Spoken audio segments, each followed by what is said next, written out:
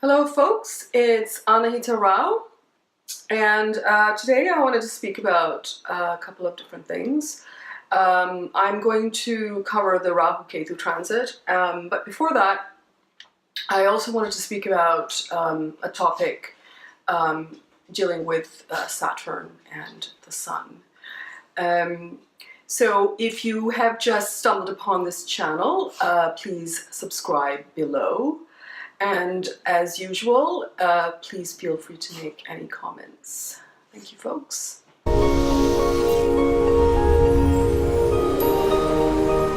So now in astrology, the sun represents the soul, and Saturn represents fate. The soul's deepest desire is to know itself, which we call self-realization. But Saturn prevents this by making the soul first repay its karmic debt by taking birth on an earthly plane. And that's why we're all here. Everything that is fated to happen in life is represented by Saturn. Because without serving the sentence meted out by Saturn, an incarnated soul, which is the sun, cannot become liberated. Now, let's look at the mythology behind this, the relationship of Saturn and Sun. Now, Saturn, as you know, was born from the union of the Sun with Chaya. As you may recall, Sanjana, who is the wife of the Sun, also known as Surya, she's unable to bear his glare and heat.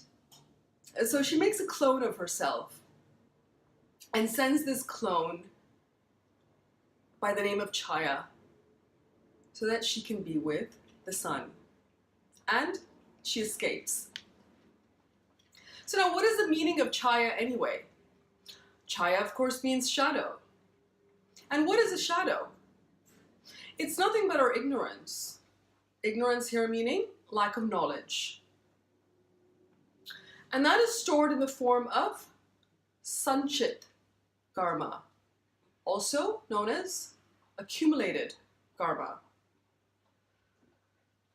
in the soul's causal body. Yeah? So it's not something that we're necessarily conscious of. Now the soul, or the sun, rather, is considered to be pure and glorious. And we take the soul to be having the same qualities. Meanwhile, Saturn was born dark, ugly, and lame at birth. This is how the mythology goes.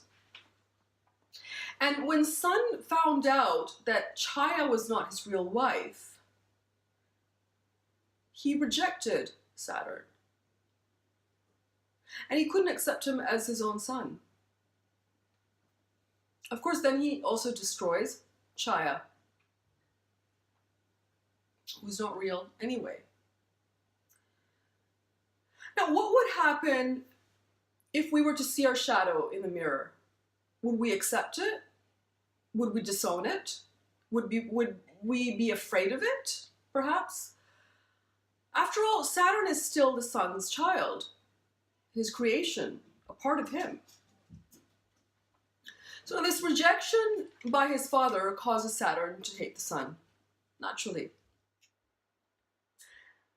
Devoid of motherly love, because his mother has now been destroyed, and fatherly attention, because his father has rejected him, Saturn is distraught, depressed, a bit lazy, and utterly directionless.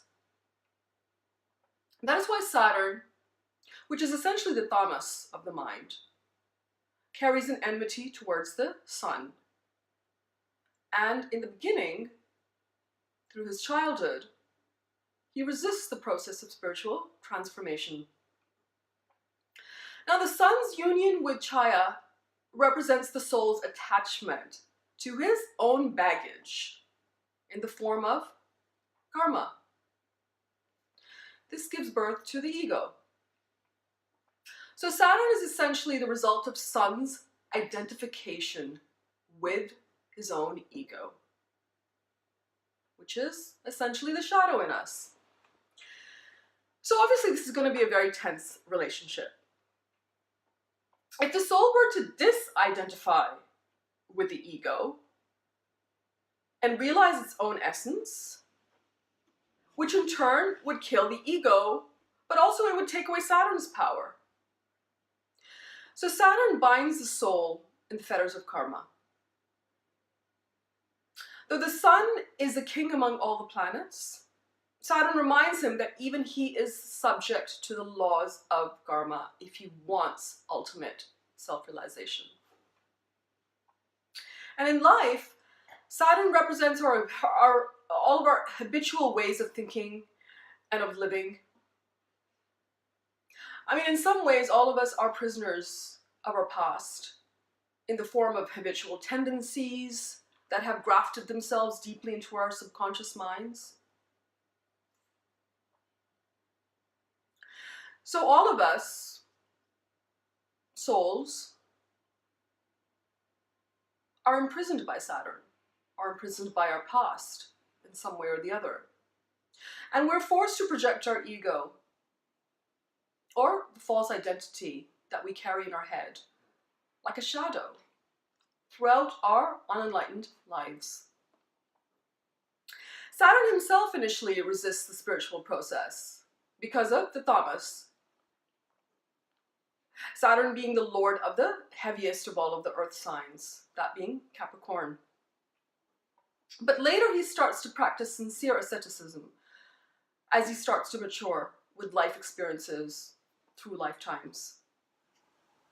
So essentially this is the role of the planet Saturn in our lives. It's to give us life experiences through the operation of the laws of karma. The same Saturn principle, when operating at its highest form, gives us wonderful qualities like discipline, perseverance, reverence for sacred traditions and our gurus, purity, truthfulness, sincerity, and the ability to sacrifice for the lower for the higher. So these essential qualities constitute our eternal dharma, one of the four pillars of any cultured society. So Saturn in his higher function teaches us to behave in accordance with dharma so that we can purify our minds. So in this way, Saturn is showing us the way out of Maya, which is the shadow, the illusion, the worldly desires that stand in our way. And true to his own life experiences, in our birth chart, the house where Saturn appears will first experience insults, depression, prejudice, maybe some laziness, a sense of being directionless, before you can finally invoke the powers of patience and perseverance and hard work to deal with your tests. And if you refuse to do this, you will of course come back to deal with it in some form or another. Just like Saturn was rejected and powerless, and then he became the most powerful and most feared planet, it's only when he started his strict penance, the austerities that he did for Shiva, that he was given the boon to have the power to deliver karma, regardless of who the person is. And as Saturn became powerful through penance, so does the soul through spiritual practice and seva. So there you have it, the story of Saturn and the Sun.